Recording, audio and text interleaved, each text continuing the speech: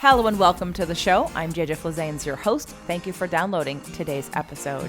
Today's show is one that's long time coming, and I really am excited to present this to you today. It is a client testimonial. It's a client I've been working with for over 8, 9, maybe even close to 10 years.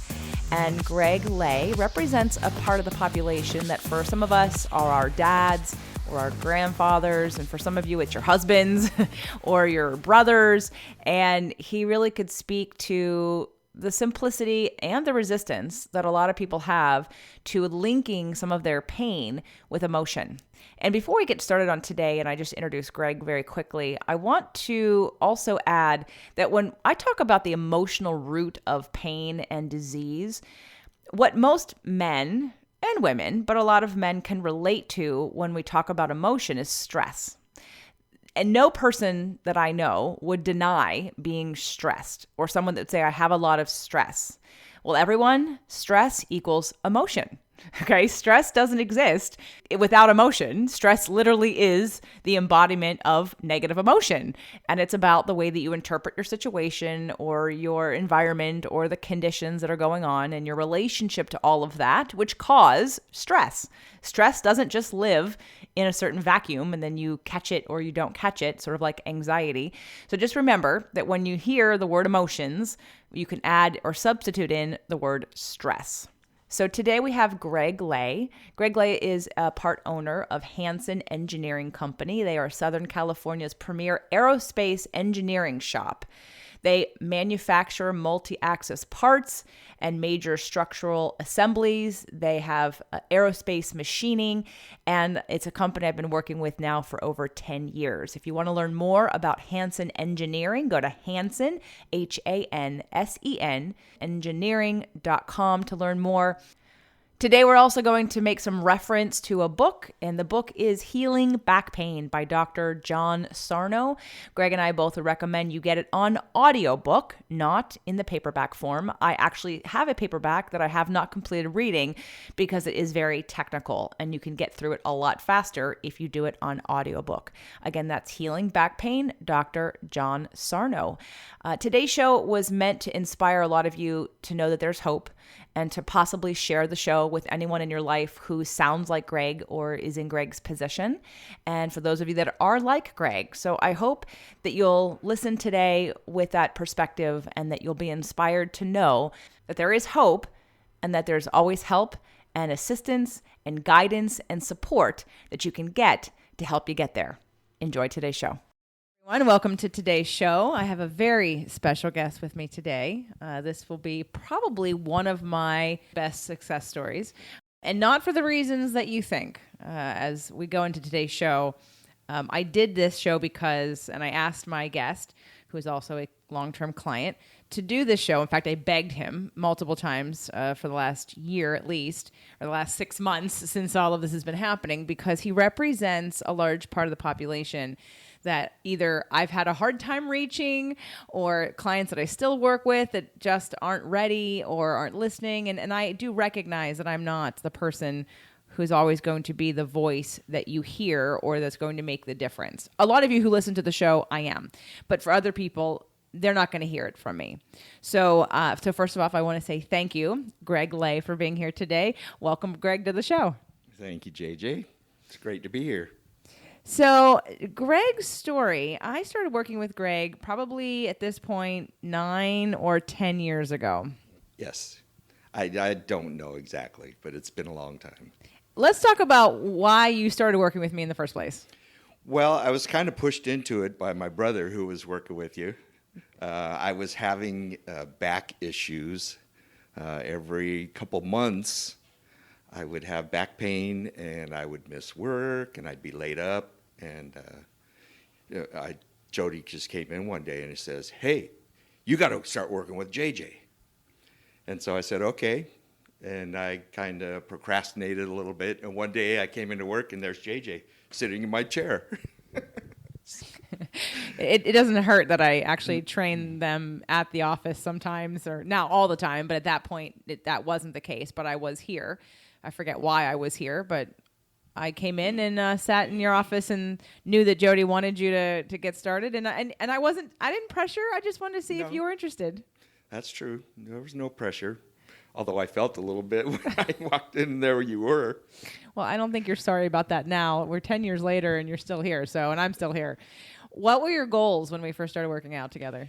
To lose weight and just to get in better shape. I had never worked with a trainer before, so I didn't know the first thing about working with weights and building muscle or anything. So I just needed to get started, I guess. And at what point, I don't remember how far into our relationship that I hopefully gently or gingerly possibly indicated that your back pain could be emotionally rooted. Do you remember how quickly I might have brought that up? I don't really. It may have been about a year or so into it, or sooner. I'm not sure. Usually I start with people if they have any kind of physical pain and know that 10 years ago I was a different person than I am now. Would you agree that I've changed in the last 10 years? Oh, absolutely, yes. Okay. Just so that those of you know, I haven't been saying the same things. As I learn, I pass that on to my clients and the things that I know and understand and how I work with them and the concepts and the ideas. And back then, I was literally just still training. I was doing all this other emotional work on the side, but I wasn't necessarily teaching everybody because everyone who was working with me just wanted weight loss and exercise. They weren't interested in talking about emotions, talking about spirituality, law of attraction. Forget about it. Like I was not coaching anybody. I wanted to, but they didn't come to me originally with that goal, so no one was really that open to it. So I although I know that I tried anyway, because I knew that the things that I had to share were going to be impactful and helpful eventually if you ever listened. Not you, Greg, but just anyone in general. So I know that I did bring it up because it was chronic. You had chronic lower back pain. And it would take you out for a long time, and we had to work around lots of exercises because of the pinching. And so let's fast. Do you remember the first thing you thought about when I said that it was emotional or that I kept harping on that it was emotional? Well, yeah, I didn't believe you. I had already been to the doctors who told me that I had worn out discs, L3 and L4, and I just thought, well, no, it's a medical situation. It's physical. So I just wasn't going for it. All right, so now you're thinking in your head, because you're very pleasant and you didn't say it to my face, like, JJ, you're crazy and this isn't true. It's not emotional. You just sort of would smile. But in your head, you were thinking it's medical. Okay. Yeah, and I did discuss it with Jody at the time, too, my brother. And he said, well, JJ, she's good, but I don't know if I believe everything. Okay, and that's fair. So you think it's medical, and let me ask you, what was medical institution doing to alleviate your back pain?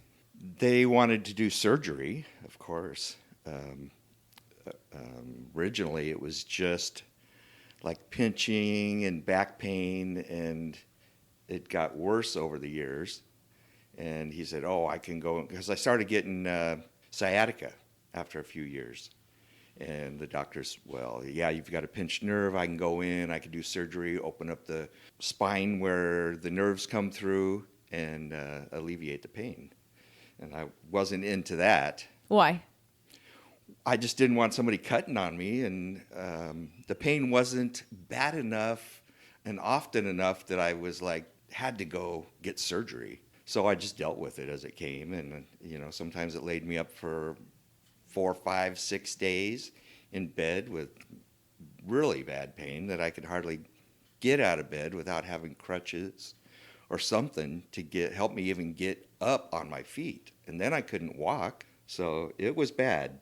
But it wasn't bad enough to get surgery? No, because I'd go like 4, 5, 6 weeks, a month, maybe 2 months without it. And then when I started getting the sciatica, I got the cortisone shots.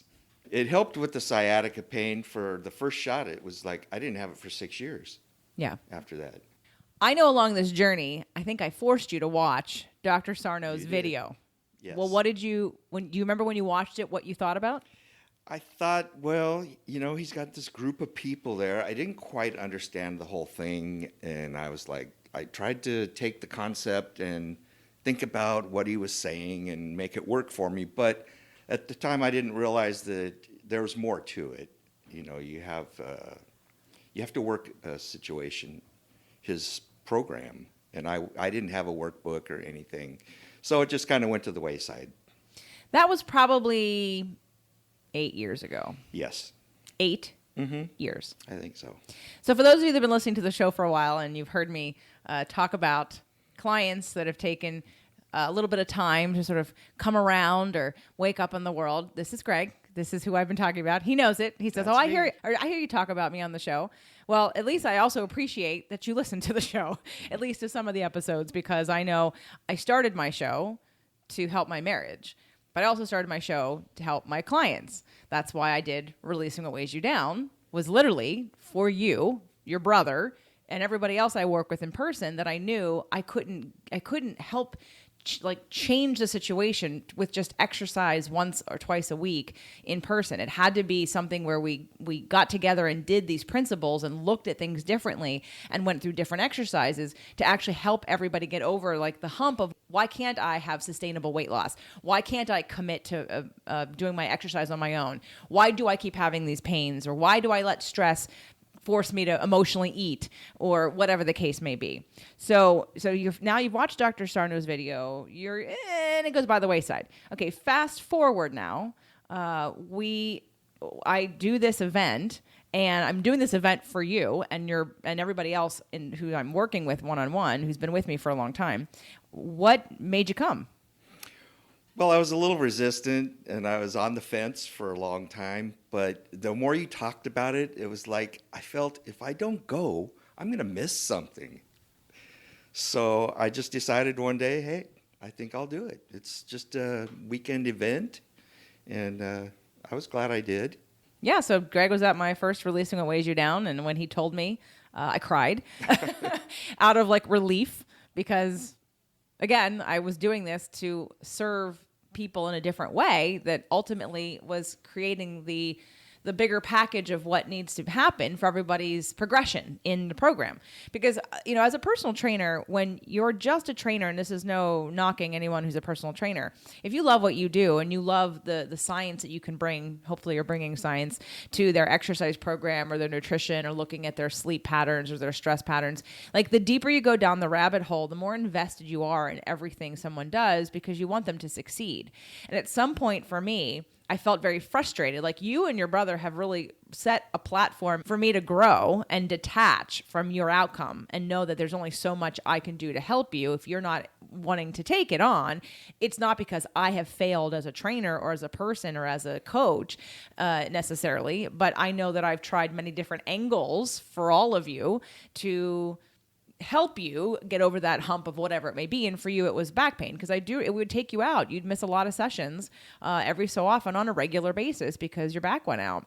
And I do remember that I would poke fun at you and say, you did open up to it a little bit because I'd say, oh, what happened with Keith today, your brother, or what, right? Or what stress happened at home or what's going on? And I'd start asking you questions and linking situations to your back pain. Do you remember that? Well, if you remember that one day you were at my house, we were working out, and we were talking about Keith, and I went to pick up the weight, and all of a sudden my back just spasmed bad, and you're going, oh my God, we're talking about Keith, look at it. So, I do remember that now that you pointed out, but I forgot that.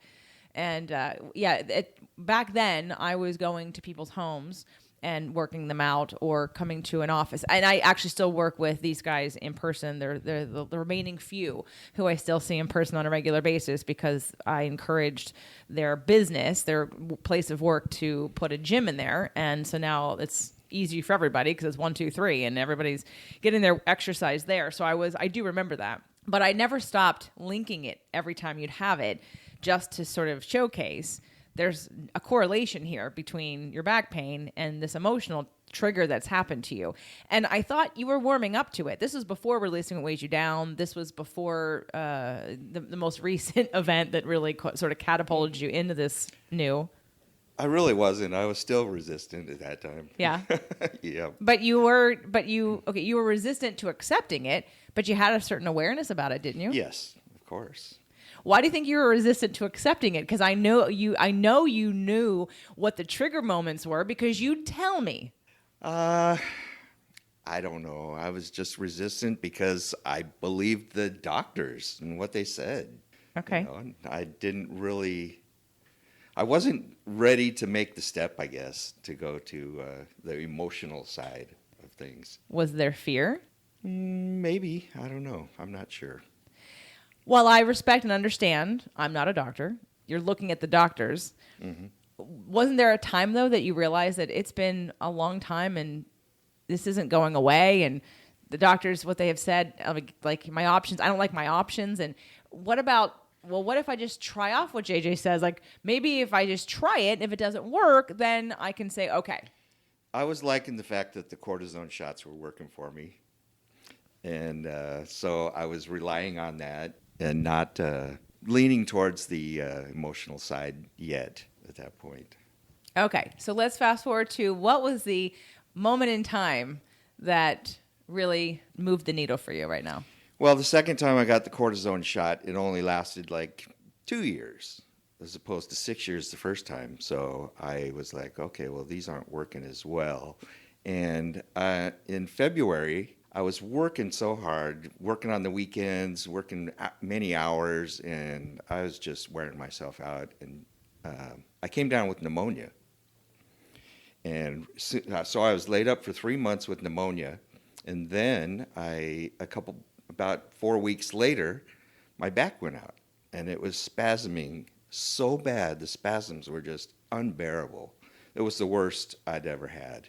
And so I said, well, I'm going to check it out. So I talked to you, and I went and bought Dr. Sarno's first book, Healing Back Pain. And I had sent you the show I did on healing back pain again, didn't I? And because I had sent it to you in the beginning, 10 years ago, and you listened to it, or maybe you didn't listen to it. I know you watched the video, but then I sent it again as you were in the hospital, I think. And did you listen to that show again? I don't think I did. Oh, you didn't? Okay. You just skipped over and just bought the book. Yeah. Okay, so you bought the book, and then what? I listened to the book, and I started the first chapter. I was like, everything he said, I was going, well, that's about me. I got to the next chapter, same thing. The whole book was about me. So I bought his next book. The Mind Body Prescription. Mind Body Prescription, yeah. And so I started going through that, which has chapter after chapter of all the ailments that he was healed. And I finally got to the end where he talks about his program and how you work it. And I started working the program. And it's working. So how well is it working, Greg? Well, I've had a couple of, that was like June 12th is when I bought the first book. And here we are in November. Yeah.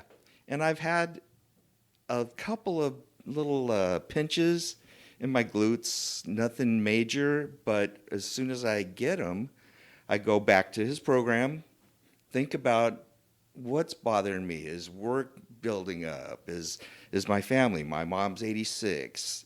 She's needs help. So I think about what's burdening me, and sure enough, the next day it was gone. And so I think I'm cured.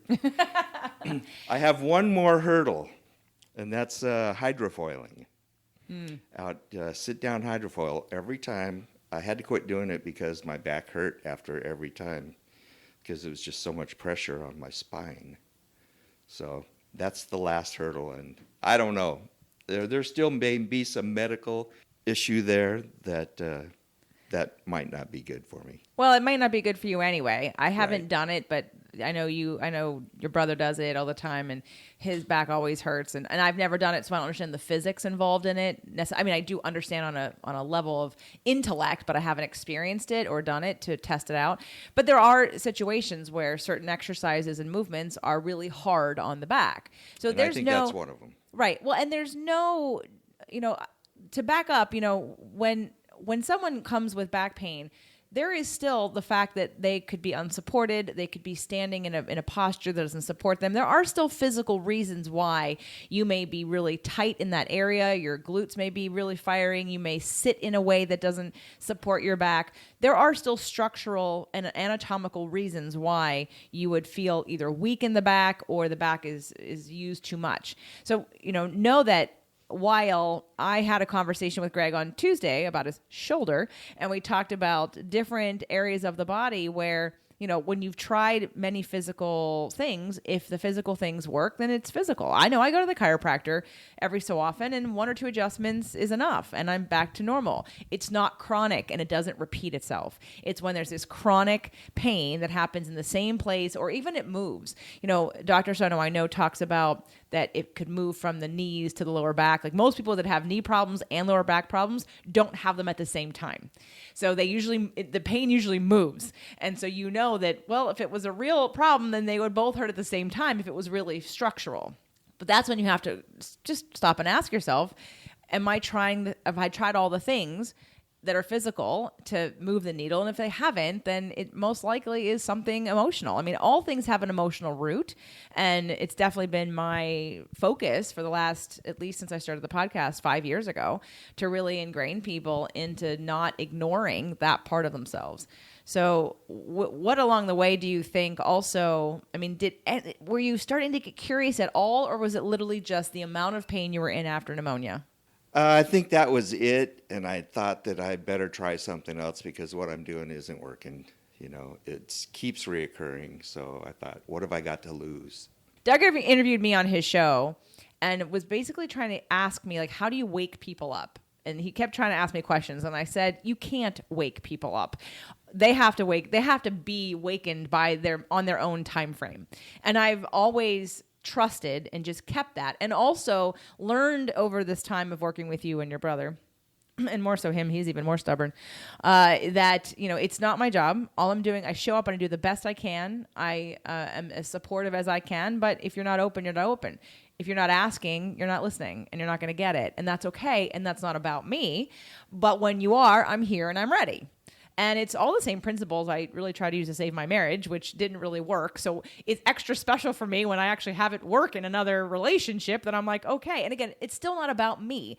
It's really about, I'm wanting to help. I'm wanting to provide. I'm wanting to have value into what it is that you're going through, and give you tools to get over whatever's bothering you, and to get you to the place where you want to be, which is to be pain-free and to, lose weight, or to be focused on your health in a new way.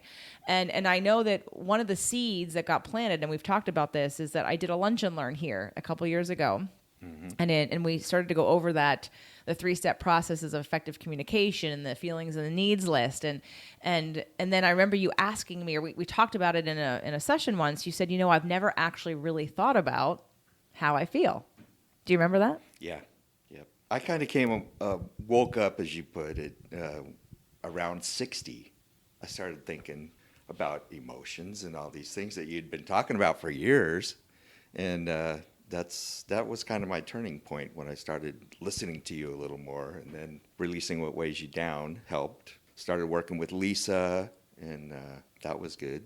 What is your relationship to your emotions now versus where it was before? Well, before, I never thought about them. There was times when I was sad and happy and all that, all the emotions there, but now I think about why am I down? What's bothering me? What's triggering it? So I just think about it more, I guess. And how does that feel? It feels good because I get a little resolution. Okay, good. Yeah. Versus before, you weren't thinking about it, and so did you feel sort of stuck more before than you do now? Do you feel more like you have tools that you can do something about it? Well, I think before I'd just go drink some wine or something and push it down and not worry about it until the next time my back went out. Okay, that's awesome. Thank you for that. What would be the tools you've used to numb or still use? That I still use? Yeah. Well, wine is one of them. Food? Oh, I guess, yeah, sometimes I do use food. Not so much anymore because I'm trying to work on that too. Yeah. So. No, yeah, you've been doing really great on the intermittent fasting plan for the last 2 months. Mm-hmm. Yeah. So for someone out there who either has someone in their life like you, let's start with that one. So let's say someone's listening to this and they're either married to someone like you or it's their parents, and they're like me and they understand sort of what's going on, but they're trying to help that other person. What advice would you give to that person on how they best can help the person that's like you? What's the best thing that person can do for someone like you? Well, how can they best support them? Well, definitely getting Dr. Sarno's book. I've offered it to many people, many of my friends, and you can't force it on them, but I've offered it. I've sent them links to get his book. I just believe that, I'm convinced. I know you're on the other side. So now you're experiencing what I've experienced forever, that you see it so clearly and you want to help them and you want to give them the gift of relief. Right. And then you come up against resistance for some people, right? Yeah. And what is that? So then what do you do next? Well, there's not a lot you can do. So I'm glad you said that. So basically, for the person who has a spouse or a partner, a parent, a child who was you, there's not too much they can do. Well, I offer them my story is the way I handle it, and and tell them what a success that I feel it is and how he's helped so many people. Okay, now let's take the person out there who is you listening to this. What would you tell them? What would you tell your old self now that you know what you know? Well, first of all, I'd ask why you're so resistant. Because I had resistance, and I guess I would just try to explain to them about the science, and I'd say don't be a dumb shit. Right. Don't be a dumb shit. Do you want to be in pain? Do you want to continue this being in pain? Exactly. Right. What about bridging that gap, though, of that it's woo-woo or that it's all in your head? Or what would you say the person thinks, what are you telling me, that it's all in my head and that it's not real? I've talked to people that have had back pain, and I've offered them the book and the advice that I've gone through, and some of them just look at it and say right away, "Oh, you think it's emotional?" They're just like, they don't believe it. The same way I did, and I just try to tell them that it's true, it works. I'm a believer, and I try to use myself as an example and help them through it, but you can't force them. Did I ever tell you the story about my friend who had watched the video? I had a friend who is a runner, and we always would do races together on Super Bowl Sunday and other holidays.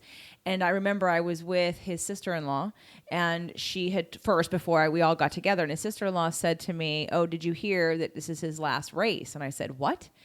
And she said, "Right, the doctor told him that he can't run anymore because he had back pain." And I was so thankful that I was with her when she told me the news, because I was able to have my emotional reaction to that with her and not in front of him. So that later when he said to me, "Did you hear this was my swan song?" I was able to calmly just smile and say nothing. And he said, "Whoa, what's going on over there? You have an opinion you're not sharing with me." And I said, "Do you want to hear it?" He goes, "Of course I want to hear it." And I said, "Okay." And that's when I gave him my video to borrow. As well as some homeopathic stuff and whatever else I gave him. And he watched the video and he wrote me an email and he said, "I think this is it. I think this is what it's about. And I'm going to get his workbook and I'm going to do this program." And he never had surgery. The doctor said he needed to get surgery. He never had surgery and he continued running. He was grieving his father's death. It hadn't been quite a year yet that his father had died. And that's when the back pain started. And the back pain got so bad walking up the hill, it went down his leg. And of course the doctor said, it's pinching on a nerve. You have a disc you have a bulging disc, the whole medical spiel that people get, and that you should stay off of it, stop running, stop compressing it. It's not good for your body. And of course he thought, oh yeah, okay, that makes sense. So he was going to take care of his body and stop running. But I knew 150% that it was emotional, because he really didn't emote his feelings or didn't know how to process his feelings at that time in the way that would have helped give him relief. And then he got relief. And when I got the message, when he sent me the email, I was at at Verizon, I think, and I was doing a presentation, but I got the email right before my presentation and I cried. I cried, like tears came down my eyes of relief. Again, like I saved another back. Like no one has to go through surgery again. And I feel like it's a truth thing. So did I ever tell that story to you? Yes, you did. Did that make any impact on you then? At the time, I think I was maybe kind of leaning towards I need to do something different. And it probably helped. So what is next for you, Greg Lay? Now, how is life different on the other side of this? Well, I'm moving forward with healing myself in other ways. I'm trying to help my wife become part of this whole healing and losing weight. And she's got a lot of pains and aches and pains, but she's very resistant. Do you think she's as resistant or more resistant More than resistant. you? Okay. Yeah. Yeah. And my daughter, same thing. I'm trying to help her through some of the struggles she's having, but she's resistant as well. Welcome to my strife. I understand. Do you? Yes. I remember having conversations with my ex about you because I felt so helpless that I couldn't help you because you wouldn't listen. And Yeah. I remember being like very emotionally upset about it. Not like that I was like on the floor crying. I might have had tears, but it was because I was frustrated because I didn't know how else to help you. Because I don't like to see people in pain, and you now know what that feels like because you having people in your life that are in so much pain, and you see here I have this tool and it can help you. Why aren't you taking it? Why do you want to stay in pain? And it's very frustrating. So It is. And I try to lead by example with my wife now because she won't listen. I try to tell her about something that I learned from JJ on one of her shows or something, and she just looks at me with a big smile on her face, and just looks right through me. Yeah. So I try to lead by example now, and I still bring up hints now and then about things and tell her about my progress with intermittent fasting and those kind of things. But she hasn't quite taken the bait yet. She is starting to listen to some meditation, I believe. it's great. I set the app up for her on her phone, so And you learned meditation at Releasing What Weighs You Down. I did. That was your first time meditating. That was my first time. How old were you? Oh, how many years ago was that? 2. 2 years ago. So I was Not even 60 2. I was It was 63. It was January of 2018. Yeah, and I'd thought about meditation before that, but I never really knew how to get started in it, I guess. You didn't have any resistance to that. You No. liked it. It was very easy. So what would you tell? Would that be maybe where you tell some people to start who are like you? I mean, your brother needs to meditate like nobody else's business, but I don't. He's like, what would you tell him about meditation? I think it helps. It helps you get in touch with your body, your mind, and helps ground you and just see the bigger picture, I think. So it definitely helped me. And I still do it just about every morning. Yeah, I remember you having a good experience with meditation and saying after the event was over that you you continued the meditation part of Yes. it. So that was great. And that was Michael Neely who led the meditations, most of them at my event that year, January of 2018. So if those of you that are on the fence, you've heard, we've got I had to beg, I did yell at you, I yelled at you on an email. You know how you yell at people on emails, it's all caps. And I basically said, if you never get out of your comfort zone, you're not going to change. You did, yeah. And I was uncomfortable at the event. At first or the whole time? I was only when it came time for me to talk in the crowd. So that was uncomfortable. But overall, when I came away, when I went home after that, I had never been that relaxed and just felt so calm inside and outside and for years. In fact, as long as I can remember. Well, thank you. Yeah. See, men, this is what happens when you come to Releasing What Weighs You Down. You get rid of some crap that you're holding on to that you don't need to. You feel seen and heard potentially and validated in ways that you maybe haven't before. You pay attention to things that you otherwise ignore that you don't really think contribute to your stress, but when you actually acknowledge them, then you feel empowered to change them. So now you don't feel victimized by your circumstances. Would that be true? Yes. And I met Lisa there, and she did the first Healing session. Clearing. And I was her subject. We chose you, yeah. Yeah. And boy, it was a life-changing experience for me. And I continued to use Lisa for a while after that. Now my wife has been using her a lot. And we've also given sessions to our daughter and our granddaughter. Yeah. And it's been great. Good. Well, I appreciate that because there aren't a lot of men that can speak to the Releasing Weighs You Down event.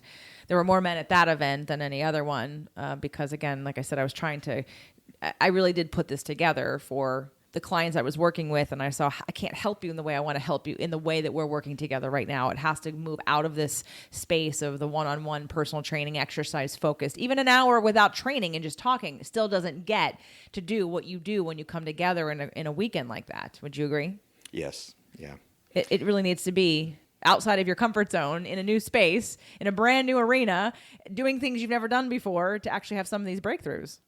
And it was, for me, that was a new arena, as you said, and just being in a crowd situation and talking about your feelings and everything, and it helped. Would you encourage women to take their men or for men to go by themselves? You were by yourself. I think with my situation, I wouldn't have minded if my wife was there. I think it would have been really good for her, too. But then there's that resistance. She's not ready for something like that yet.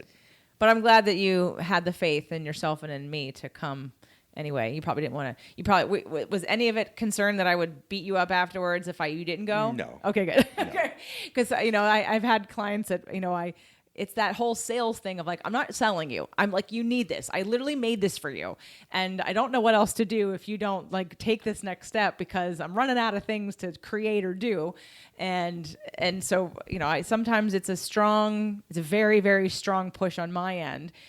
Because, that happened in my last event. One of my clients, she's having breakdowns. And I'm like, you need to come now. Please do not wait till January. And of course, they all were like, oh, God, I'm so glad that I came. I'm so glad that I did this. It's because I know you need it. And I know what's on the other side. So I appreciate that. I appreciate the feedback. There's plenty of people on the show that have been to an event but most of them are women. And so I appreciate your representing the older male population of I'm resistant to most things. I'm not the normal spiritually woo-woo person. I'm not really the feeling kind of person, but I see the value in paying attention to my feelings. And I am much more that person now. You are. And I love it because it just, like you said, you feel better. Absolutely. And when you said to me on Tuesday, I hear you talking about me on the show. And I said, but now you're like the greatest success story. Well, thank you, JJ. I appreciate that and all the help you've given me over the years. It's been great for me, and it's going to continue. Thank you. Well, thank you for doing this. I know you were nervous about doing today's show. A little out of my comfort zone. Very out of your comfort zone. But do you understand the need? Yeah, it's going to help. I hope it helps more people after hearing my story and gets them on the right path. I can't talk to the 65-year-old men the way you can talk to the 65-year-old men. They won't relate to me. They're going to dismiss me. And they're going to hear your story and say, oh, I know. That's me. I hear him. Just like you did with Dr. Sarno saying, that's me, that's me. Someone's going to listen to this and say, oh, no, I'm that guy. I'm him. I was him. I am him. Now, how do I get to be him now? Oh, I got to buy that book. So it's Dr. Sarno's Healing Back Pain, and I would recommend you get it on audio. Absolutely. The audio, there's a lot of medical terms and technology that he talks about in there that's hard to understand and even pronounce the words. And so having the audio book, it helped a lot. Bumped up the speed to 1 1/4 because he talks very dryly and slow, and it helped me get through it pretty quickly, and it was good. I'm glad I did it. Good. I'm glad you did it. I feel relief for you. I feel relief for me. And it also does on some level validate that change is possible. It gives me hope. I didn't see it happen necessarily in my marriage. So this is you and Jody become the next long-term male relationships that I've had for the same amount of time. So to see that the efforts that I have taken to try to help are paying off and that they're being received. And again, even if they weren't, I wouldn't necessarily be depressed about that. It's just nice to know and to feel like you're making a difference. That is why I'm doing what I'm doing. So it's nice to see it. I know a lot of you write to me and I know you're having change and I don't know you, but it's really great when you've invested a lot of time and energy into people on a regular basis for a long period of time to be able to feel like, okay, like we're moving, the momentum is going, we're growing, we're moving, we're not stuck. So definitely after getting success with the back pain, it's really opened my eyes to a lot more of your teachings, and I've moved forward on other planes and levels to help myself get better, stronger, and live longer. I love it. So, thank you, Greg. Thank you, I appreciate you very much. I love you. I love you too.